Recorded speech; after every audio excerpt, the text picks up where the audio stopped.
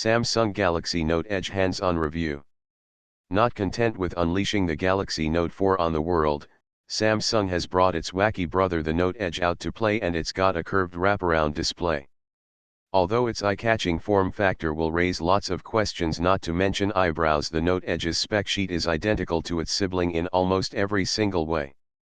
So, is that curvy display enough to set it apart from its sibling? Well rounded. The Note Edge's rounded screen is instantly noticeable. Unlike the Samsung Galaxy Round's full curve, the Edge's display only curves off on the right-hand side of the device, with the curved edge effectively acting as a small second screen. Thanks to its identical 2560x1442K resolution and AMOLED panel, the Edge's display appear just as sharp and vibrant to our eyes as the Note 4's.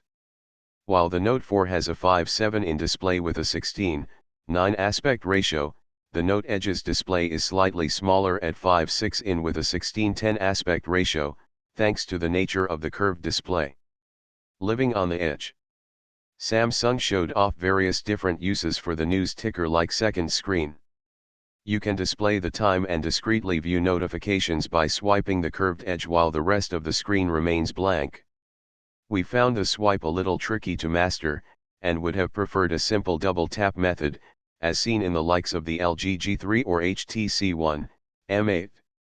In general use, you can swipe across the side display of the Note Edge to switch between various widget-like functions.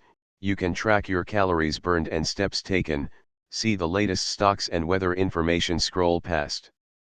You can also display, very thin, wallpaper on the curved surface, if you want to add a dash of extra customization to the device. The edge of the world. The second screen can be used as a dock for the standard phone, email, internet and message icons displayed on the side, if you want a cleaner looking desktop, and when you're watching videos or snapping photos, the camera and movie controls are displayed on the second screen, opening up the main display and removing distractions. Similarly, the Edge will also display notifications along the side of the phone, which should prove less of a distraction than the standard Android notification bar. The Edge's screen is a definite head turner, however, its actual usefulness will depend on how many developers are prepared to add Edge functionality to their apps. Samsung told us that the SDK for the Edge's screen will be open to developers. Assuming they take advantage of it, we could see some interesting app implementations once it launches. Take note of the design. Unsurprisingly, the Note Edge takes its design cues from the Galaxy Note 4, that means it's rocking the same improved soft grippy faux leather back and metal banding around the outer edges for a more premium feel. In the hand it feels like a definite improvement over the pure plastic of past Galaxy devices. A removable battery and micro SD slot are also present and accounted for, two important features for media hoarders and power users. The power curve.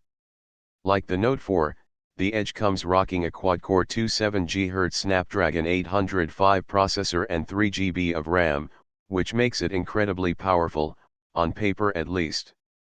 We didn't spot any lag when swiping around, but we'll have to wait for our full review to squeeze every last drop of power from its silicon innards. Stabilised camera.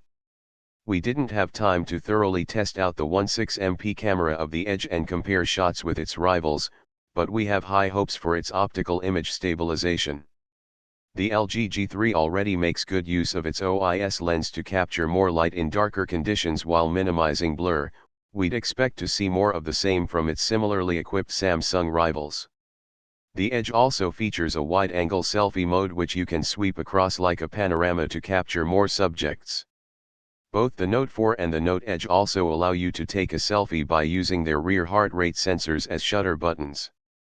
Samsung's tricked out the Edge with all of its standard TouchWiz software smarts like multi-window, and there are plenty of new tricks for the S Pen too.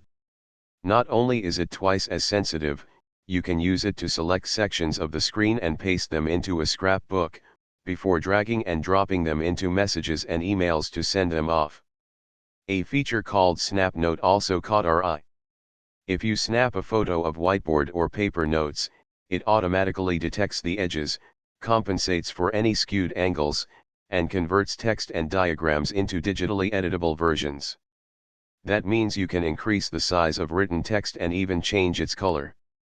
It won't be useful for everyone, but for students snapping photos of lectures, slides and notes, it could be a godsend. Initial verdict.